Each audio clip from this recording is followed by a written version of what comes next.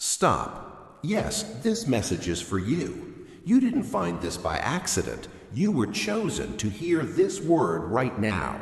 Pay attention. My child, I know you've been waiting. You've prayed, hoped, and sometimes wondered if your breakthrough would ever come. But hear me, I am about to surprise you.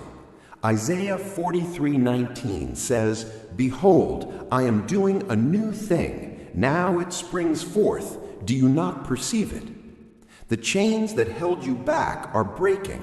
The doors you thought were closed are opening. I am moving in ways you cannot yet imagine.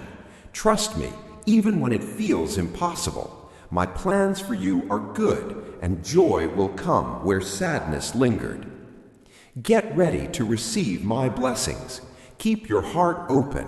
And for more encouraging words like this, subscribe to Jesus' Message for You and share this video so others can also witness my miracles.